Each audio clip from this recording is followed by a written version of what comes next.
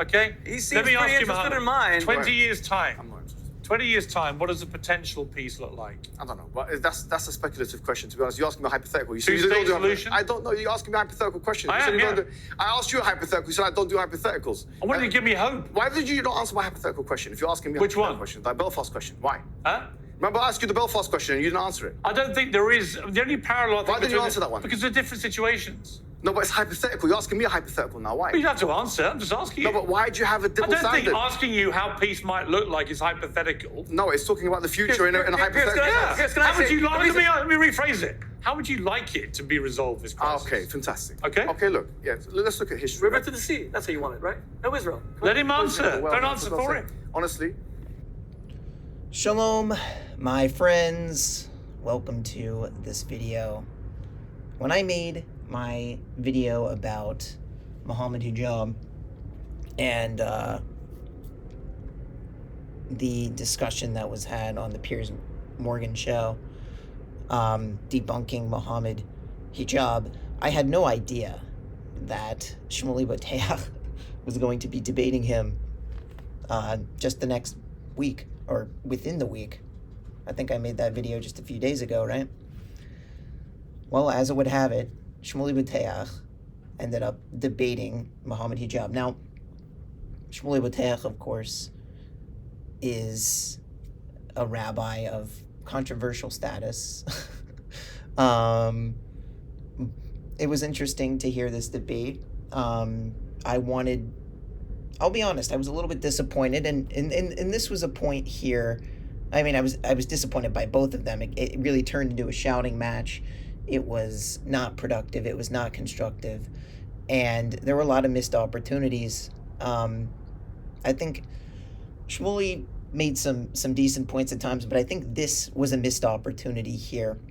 In my video that I made on this subject, I emphasized, and I would encourage all of you to watch this, a Jew debunks Mohammed Hijab on Israel, because I was exposing the Muslim hypocrisy of what that means.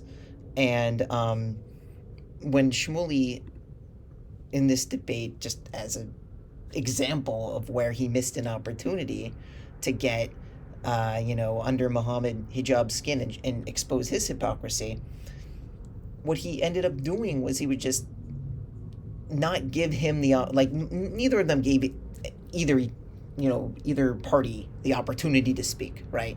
Mohammed Hijab manipulated the debate by interrupting every 2 seconds at the beginning and set the tone for that. You can watch the debate and see how that went through. But as far as content, which there wasn't a lot of decent content, to be quite honest, because most of it was shouting and ad hominem attacks. But in this instance, I think Shmuley, in this particular clip that I just played for you, I think he had an opportunity to say something. And what that was, to confront Mohammed's position here, was that Shmuley was saying to the river, to the sea. He basically put words in Mohammed Hijab's mouth. Now, we know Mohammed Hijab doesn't want the state of Israel to exist. That's a fact. But what ends up happening is when Shmuley puts words into his opponent's mouth and says, to the river, to the sea, that's what you want, right? Then he can't attack the hypocritical position that he has on that, and then Shmuley looks like he's just, when you give an argument to your debate partner and you put words in their mouth, you're just going to put them on the defensive mode, and then they're just going to start saying something contrary to what you said. I don't want the entire obliteration of Israel. Okay, then you can't hold them down to what they're saying. So I feel like that was a mistake that Shmuley made throughout the debate. Let's watch this clip here. Is peace possible? Justice is a prerequisite for peace. In South Africa, when the apartheid system, which we know for a fact Israel is an apartheid state because it has laws like the right of return, which only allow Jewish people to come into the country. And if they would convert, by the way, to Christianity or to Islam, they are stripped from that right, which is, it meets completely the definition of apartheid as per Cornell Law School and according to the UN Convention 1973. It's an apartheid system. And as a prerequisite of an apartheid system, you have to be a racist. If you support that, you're a racist. No doubt about it. So number one, 1973 apartheid law. If black South Africans have been displaced, if they have been displaced by the whites, and then they were trying to come back into their country and they were not allowed, and then you asked them, is peace possible? That's not the question we'd be asking them. We'd be asking them, is justice possible? And that's the question that we're going to be asking, because he can sit there and talk about all these things where the IDF, his son Mendy, is being attacked by, vibrated by the rockets, and he's selling him and his daughter selling vibrators to the public. Unnecessary thing at the end. Is peace possible? Right, so you had these ad hominem attacks on both sides, which was abhorrent. Once again, I think Shmuley had an opportunity here to show the hypocrisy of the apartheid state. Once again, in this video, I already covered this, right? Claiming that Israel is an apartheid state, holding Mohammed Hijab to his own standard of what the future would look like. In this first question, the first clip that I showed you, Mohammed Hijab had the he was going to say, well, what does the future look like, for what his Palestinian state would look like. Yes, he doesn't want Israel to exist, and that's what when Shmuley said, to the river, to the sea, that's what you want, right?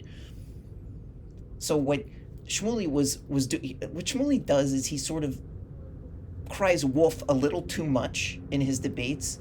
He appeals too much to this emotional anti-Semitic rhetoric that exists. It absolutely exists, but he sort of uses that card a little bit too much, and what ends up happening is the opponent is able to sidestep points that could have been made more, if Shmuley didn't come at that and put words in his mouth, then you could ask him, okay, so what do you want for your solution in the future? Oh, well, I think the Israeli regime, Zionist state should be dismantled and it should be put in. So who should control it, right?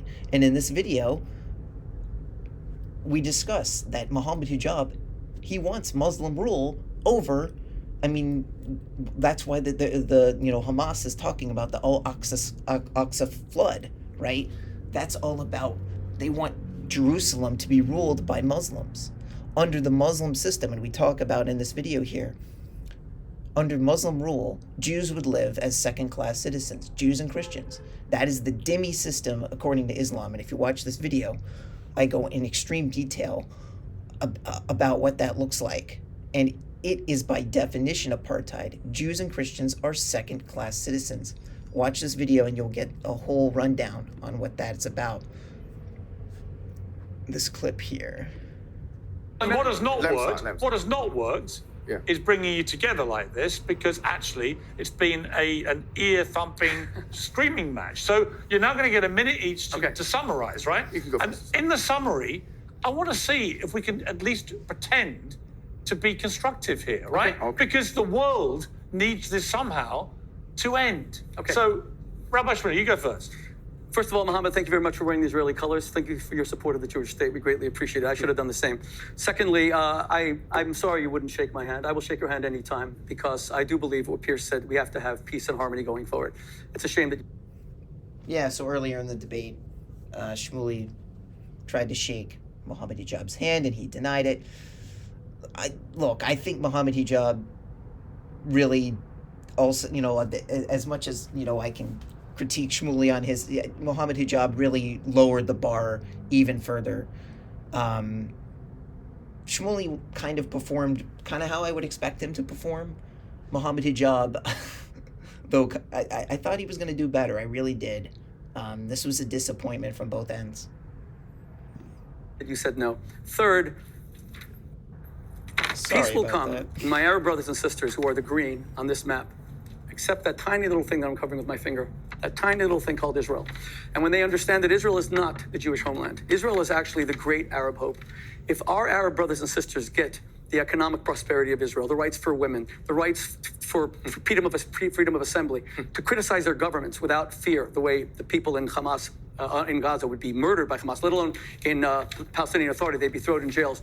Israel's the great hope. Let me just say this. Islam is a great world religion. It created the world's first universities. It introduced agricultural reforms in Europe under Sultan Akbar in India 400 years before Europe. You had Al-Razi, who introduced medical reforms 600 years before the All right. And if we return to that kind of advance, not the Islam that is being advocated by Mohammed Hijab, which is antiquated and dark ages, then we will have peace. Okay. So God bless my Muslim brothers and sisters, and I will shake your hand anytime. Mohammed? Yeah, so that's sort of the summary of what the debate was about. Honestly, I didn't... Shmuley, I mean, we know him from what he's done before with Dr. Michael Brown. He's been a regular contender over the years, debating against pretty much anyone. That's one thing about Shmuley Boteach that I will say that I respect, is that he's fearless to debate anyone. And you can criticize him for what he says. You can say that he doesn't represent, everyone's views on things. But he's the only Orthodox Jew that I've seen out there who is fearless enough to take on pretty much any opponent.